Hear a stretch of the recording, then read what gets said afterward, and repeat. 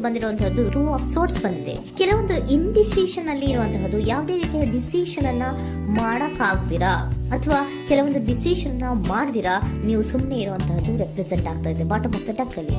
ನಿಮ್ಮ love life ನ ವಿಚಾರದಲ್ಲಿ ರೀಸೆಂಟ್ ಪಾಸ್ಟ್ ನಲ್ಲಿ ಕೆಲವೊಂದು ರೀತಿಯ ಎಂಡಿಂಗ್ ಗಳಾಗಿರುವಂತಹದ್ದು, ಲವ್ ಲೈಫ್ ನ ವಿಚಾರದಲ್ಲಿ ಕೆಲವೊಂದು ರೀತಿಯ ಡಿಸ್ಟರ್ಬೆನ್ಸ್ ಗಳಾಗಿರುವಂತಹದ್ದು, ಅವ್ಯವಸ್ಥೆಗಳಾಗಿರುವಂತಹದ್ದು, ಸಮಾಧಾನ ಇಲ್ಲದೆ ಇರುವಂತಹದ್ದು ರೆಪ್ರೆಸೆಂಟ್ ಆಗ್ತಾ ಇದೆ.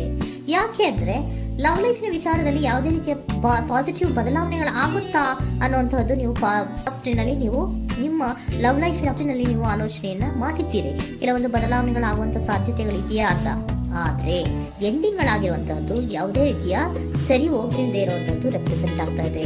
ತುಂಬಾ ಆಲೋಚನೆಯನ್ನ ಮಾಡಿರುವಂತಹದ್ದು ನಿಮ್ಮ ಲವ್ ಲೈಫಿನ ವಿಚಾರವಾಗಿ ನಿದ್ರಾಹೀನತೆಗಳಾಗಿದೆ. ಕೆಲವೊಂದು ರೀತಿಯ ಸ್ಟ್ರೆಸ್ಸಿಗೆ ಒಳಗಾಗಿರುವಂತಹದ್ದು ನಿಮ್ಮ ರೀಸೆಂಟ್ ಪಾಸ್ಟಿನಲ್ಲಿ ನಡೆದಿರುವಂತಹದ್ದು. ಲವ್ ಲೈಫಿನ ವಿಚಾರವಾಗಿ ಯಾವುದೇ ರೀತಿಯ ಅಂತ ಸಮಾಧಾನದೇನು ನಿಮ್ಗೆ ನಡೆದಿಲ್ಲ. ಆ ಕಾರಣಕ್ಕೆ ನಿಮಗೆ ಕೆಲವೊಂದು ವಿಚಾರಗಳನ್ನ ಡಿಸಿಷನ್ ತಗೊಳ್ಳುವಂತಹದ್ದು, ಡಿಸೈಡ್ ಅನ್ನ ಮಾಡುವಂತಹದ್ದು ನಿಮಗೆ ಕಷ್ಟ ಆಗ್ತಾ ಇರೋದು. ನೀವು ಪ್ರೆಸೆಂಟ್ ಸಿಚುಯೇಷನ್ ಅಲ್ಲಿ ಬರುವಂತಹ ಆಫರ್ಗಳನ್ನ ನೀವು ಏನ್ ಮಾಡ್ತಾ ಇದ್ದೀರಾ ಅಂದ್ರೆ ರಿಜೆಕ್ಟ್ ಮಾಡ್ತಾ ಇದ್ದೀರಾ ಅಥವಾ ಮಿಸ್ ಮಾಡ್ಕೋತಾ ಇದ್ದೀರಾ. ಕೆಲವೊಂದು ಆಪರ್ಚುನಿಟೀಸ್ ಗಳು ಬಂದ್ರೂ ಕೂಡ ಅದರ ಬಗ್ಗೆ ನೀವು ಕರೆಕ್ಟ್ ಆಗಿ ಗಮನವನ್ನ ಕೊಡ್ತಾ ಇಲ್ಲ. ಯಾಕೆ ಕೊಡ್ತಾ ಇಲ್ಲ? ನಿಮ್ಗೆ ಗೊತ್ತಾಗ್ತಿಲ್ಲ ಏನ್ ಮಾಡ್ಬೇಕು. ಅದಕ್ಕೋಸ್ಕರ ನೀವ್ ಏನ್ ಮಾಡ್ತಿದ್ದೀರಾ, ಎಂಡಿಂಗ್ ಆದಂತಹ ಆಫರ್ಗಳಿರ್ಬೋದು ಅಥವಾ ಬೇರೆ ಯಾವುದೇ ಆಫರ್ಗಳಿರ್ಬೋದು ಬಂದ್ರೆ ಅದನ್ನ ನೀವು ಗಮನನೇ ಕೊಡದೇ ಇರುವಂತಹದ್ದು. ಯಾವುದೋ ಕೆಲವು ವಿಚಾರ ನಿಮ್ಮ ಲವ್ ಲೈಫ್ ನ ವಿಚಾರವಾಗಿ ಕೆಲವೊಂದು ರೀತಿಯ ಮತ್ತಷ್ಟು ಮುಟ್ಟದು ಅಂದ್ರೆ ರಿವ್ಯಾಲ್ಯೂಯೇಷನ್ ಅನ್ನ ಮಾಡ್ತಾ ಇರುವಂತಹದ್ದು ರೆಪ್ರೆಸೆಂಟ್ ಆಗ್ತಾ ಇದೆ. ಪ್ರೆಸೆಂಟ್ ಅಲ್ಲಿ ನಾನು ಯಾವುದೇ ಆಫರ್ ಅನ್ನ ತಗೊಳ್ಳುವಂತ ಸ್ಥಿತಿಯಲ್ಲಿ ಇಲ್ಲ ಅನ್ನುವಂತ ರೀತಿಯಲ್ಲಿ ನೀವು ಆಫರ್ಗಳನ್ನ ಮಿಸ್ ಮಾಡ್ಕೊಳ್ಳುವಂತಹದ್ದು ಅಥವಾ ರಿಜೆಕ್ಟ್ ಮಾಡುವಂತಹದ್ದು ರೆಪ್ರೆಸೆಂಟ್ ಆಗ್ತಾ ಇದೆ. ನೆಕ್ಸ್ಟ್ ಕಾರ್ಡ್ ಬಂದಿರುವಂತಹದ್ದೇನು, ಪ್ರೆಸೆಂಟ್ ನಲ್ಲಿ ಪೇಜ್ ಆಫ್ ಸೋರ್ಟ್ಸ್ ಬಂದಿದೆ. ಯಾವುದೋ ಒಂದು ನಿಮ್ಮ ಲವ್ ಲೈಫ್ ನ ವಿಚಾರವಾಗಿ ಬಹಳಷ್ಟು ಕ್ಯೂರಿಯಾಸಿಟಿಯಿಂದ ಏನೋ ವಿಚಾರವನ್ನ ತಿಳ್ಕೊತಾ ಇದ್ದೀರಾ, ಬಹಳಷ್ಟು ಕ್ಯೂರಿಯಾಸಿಟಿಯಿಂದ ತಿಳ್ಕೊತಾ ಇದ್ದೀರಾ ಏನಾಗ್ತಾ ಇದೆ ಹೇಗಾಗ್ತಾ ಇದೆ ಅಂತ. ತುಂಬಾನೇ ನೀವು ಕೆಲವೊಬ್ರು ಲವ್ ಲೈಫ್ ನ ವಿಚಾರವಾಗಿ ತುಂಬಾನೇ ಮಾತು ಕೂಡ ಆಡ್ತಾ ಇರುವಂತಹದ್ದು ರೆಪ್ರೆಸೆಂಟ್ ಆಗ್ತಾ ಇದೆ. ಏನಾಗ್ತಾ ಇದೆ ಹೇಗಾಗ್ತಾ ಇದೆ, ಈ ಗಲಿಬಿಲಿಗಳು, ಡಿಸ್ಟ್ರಾಕ್ಷನ್ಸ್ಗಳು ಅಥವಾ ಡಿಸಿಷನ್ಸ್ ನ ಮಾಡಕ್ಕಾಗಿ ಏನಕ್ಕೆ ಒದ್ದಾಡ್ತಿದ್ದೀವಿ ಅನ್ನೋದ್ರ ಬಗ್ಗೆ ಕೂಡ ನೀವು ಕೆಲವೊಂದು ರೀತಿಯ ಮಾತಾಡ್ತಾ ಇರುವಂತಹದ್ದು ರೆಪ್ರೆಸೆಂಟ್ ಆಗ್ತಾ ಇದೆ. ಯಾವಾಗ ಕೆಲವೊಂದು ವಿಚಾರಗಳಲ್ಲಿ ನೀವು ಮಾತಾಡಿ ಕ್ಲಿಯರ್ ಅನ್ನ ಮಾಡ್ಕೊತೀರೋ ಆಗ ನೀವು ಕೆಲವೊಂದು ರೀತಿಯ ಆಕ್ಷನ್ಸ್ ಗಳನ್ನ ತಗೋಬೇಕು ಅನ್ನೋ ನಿರ್ಧಾರವನ್ನ ಮಾಡಿರುವಂತದ್ದು. ಆಫರ್ಗಳು ಬಂದ್ರೂ ಕೂಡ ರೆಫ್ಯೂಸ್ ಮಾಡ್ತೀರಾ. ಆದ್ರೆ ಏನೀಗ ಹಿಂದೆ ಫಾಸ್ಟಿನಲ್ಲಿ ನಡೆದಿತ್ತೋ ಅದು ಯಾಕಾಯ್ತು, ಏನಕ್ಕೆ ಹಂಗಾಯ್ತು ಅನ್ನೋದ್ರ ಬಗ್ಗೆ ಕೂಡ ನೀವು ಮಾತಾಡುವಂತ ಸಾಧ್ಯತೆಗಳು ರೆಪ್ರೆಸೆಂಟ್ ಆಗ್ತಾ ಇದೆ ಅಟ್ ಪ್ರೆಸೆಂಟಿನಲ್ಲಿ. ಆಮೇಲೆ ನೀವು ಮಾತಾಡಿದ್ಮೇಲೆ ಕೆಲವೊಂದು ರೀತಿಯ ನಿರ್ಧಾರಗಳನ್ನ ಮಾಡುವಂತಹದ್ದು. ನೈಟ್ ಆಫ್ ವೈಂಡ್ಸ್ ಬಂದಿದೆ. ಸೊ ಆವಾಗ ನೀವು ನಿಮ್ಮ ಕೆಲವೊಂದು ವಿಚಾರಗಳಲ್ಲಿ ಕ್ಲಾರಿಟಿಗೆ ಬಂದ್ಮೇಲೆ ನಿಮ್ಮ ಲವ್ ಲೈಫಿನ ವಿಚಾರದಲ್ಲಿ ಕೆಲವೊಂದು ಆಕ್ಷನ್ ಗಳನ್ನ ತಗೊಳ್ಳುವಂತಹದ್ದು ರೆಪ್ರೆಸೆಂಟ್ ಆಗ್ತಾ ಇದೆ.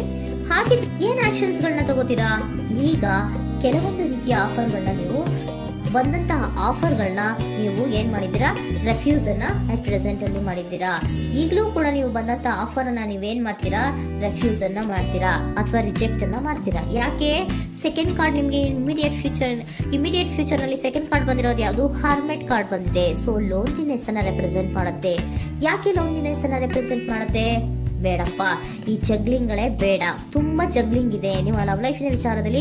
ಕೆಲವೊಬ್ಬರಿಗೆ ತುಂಬಾ ಜಗ್ಲಿಂಗ್ ಇದೆ. ಯಾವಾಗ್ಲೂ ಬ್ಯಾಲೆನ್ಸ್ ಅನ್ನ ಮಾಡ್ತಾ ಇರ್ಬೇಕು. ಈ ಕಡೆಗೆ ಹೇಳಿದ್ರೆ ಆ ಕಡೆಗೆ ಹೋಗುತ್ತೆ, ಆ ಕಡೆಗೆ ಹೇಳಿದ್ರೆ ಈ ಕಡೆಗೆ ಬರುತ್ತೆ. ಯಾವ ಕಡೆ ಅಂತ ಮಾಡೋದು ಅನ್ನುವಂತಹ ಆಲೋಚನೆಯನ್ನ ಮಾಡ್ತಾ ಇರುವಂತದ್ದು. ಸದ್ಯಕ್ಕೆ ಯಾವುದೇ ಆಫರ್ ಬೇಡ, ಸ್ವಲ್ಪ ಒಂಟಿಯಾಗಿರೋಣ ಅಂತ ನೀವು ಆಲೋಚನೆಯನ್ನ ಮಾಡ್ತಾ ಇರುವಂತದ್ದು ರೆಪ್ರೆಸೆಂಟ್ ಆಗ್ತಾ ಇದೆ.